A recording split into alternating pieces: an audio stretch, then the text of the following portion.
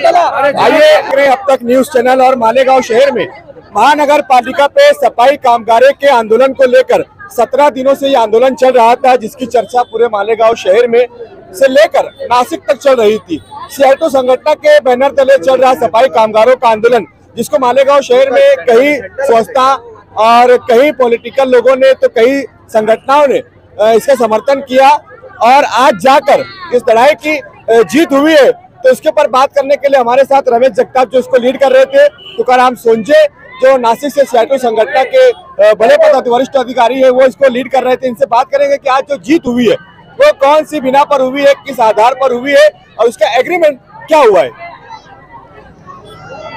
ये जो जीत है ये संविधान की जीत है, जो डॉक्टर बाबा साहब अम्बेडकर ने हमको संविधान दिया है 2 साल 11 महीने 17 दिन लिखकर।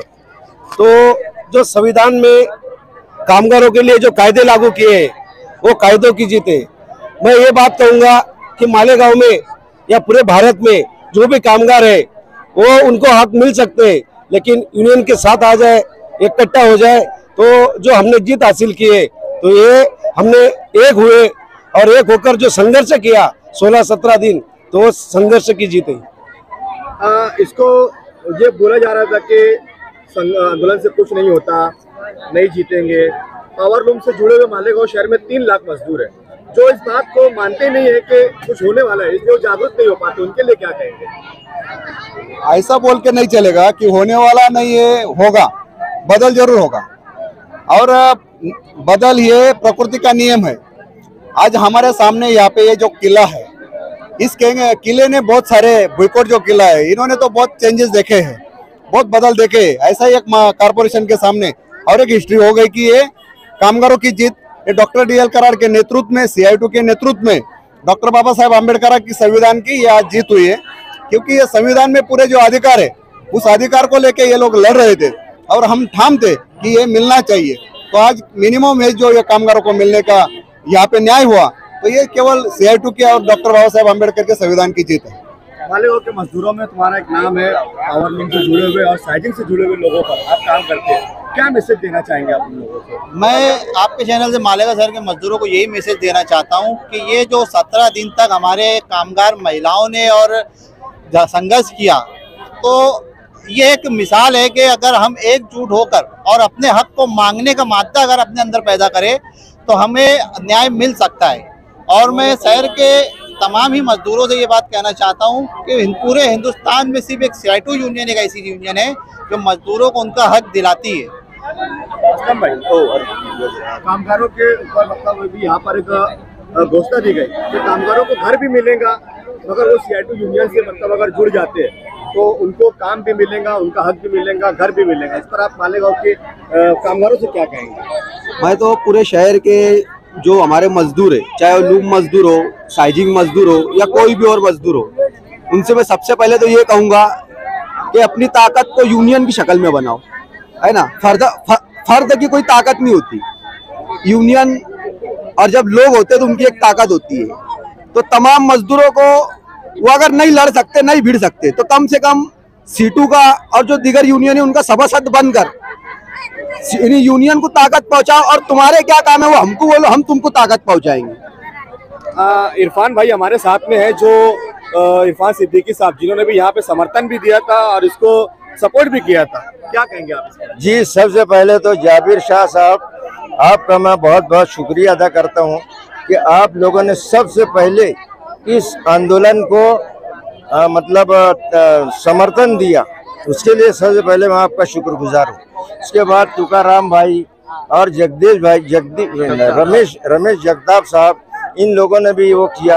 अब आप लोगों ने तो बहुत कुछ कह दिया, मेरा सिर्फ इतना कहना है कि फिर दोबारा कह रहा हूँ कि 9,000 तनख्वाह भी इस महंगाई के दौर में बहुत कम है। और मैं फिर से दोहराता हूँ ये बात कि अगर आप लोगों को किसी वकील की ज़रूरत लगी तो वो फारूक मेमन साहब हैं, जिन्हें ये कारपोरेशन के भ्रष्ट ऑफिसर 5 करोड़ भी देंगे तो नहीं बिकेंगे।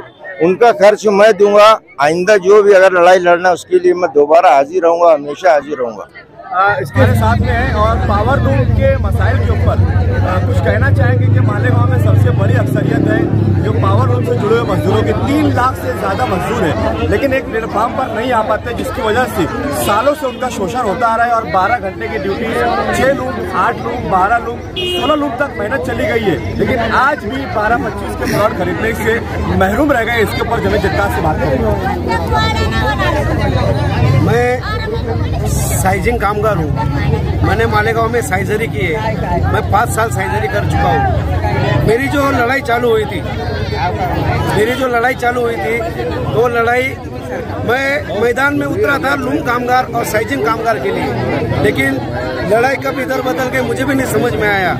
लेकिन जब लड़ाई इधर हुई है और जो लोग इकट्ठा हुए और जो इकट्ठा होकर जो न्याय मिला है, जो किमान वेतन मिला है, ESI PF मिला है, तो ये इकाई की ताकत है। मैं मालेगांव के लूम साइजिंग और साइजिंग से जुड़े लूम से जुड़े जितने भी उद्योग है, मैं उनको मैं बोलना चाहूँगा आपके माध्यम से कि भाई अगर आप एक हो सकते हो तो हम न्याय देने की हमारी जवाबदारी है, लेकिन तुम एक हो जाओ। हमने इससे पहले भी बहुत से लोगों को पगार निकाल के दी है, बहुत से लोगों के मसले हल किए, बोनस दिलाई है, कोरोना काल में बहुत लोगों को बंद का पगार दिया है।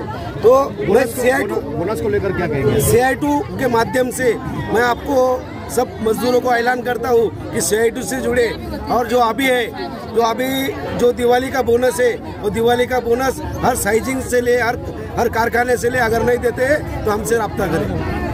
तो ये थी कि यहाँ पर आंदोलन की जीत हुई। हम हमेशा से कहते हैं कि लड़ो और जीतो। संविधान में वो ताकत है जो आपको लड़ने की भी ताकत देता है और जीतने का हौसला भी देता है। यहाँ पर लड़े भी और जीते भी। ये मालेगांव शहर के लिए एक मैसेज रहा है। हम यही कहेंगे कि अंग्रेजों से भी लड़ा गया था और जीता गया था, और आज काले अंग्रेजों से भी लड़ा जा रहा है और जीता जा रहा है कि सरफरोशी की तमन्ना अब हमारे दिल में है, देखना है जोर कितना बाजुए कातिल में है। इसी नारे के साथ अंग्रेजों के साथ भी लड़ा गया था और जीता गया था।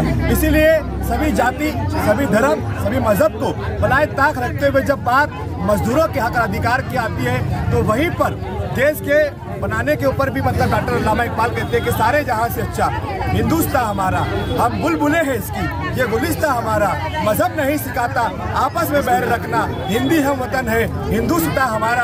आप देख रहे थे अब तक न्यूज़, मैं जाबिर शाह, कैमरामैन छोटू शाह के साथ। जय हिंद।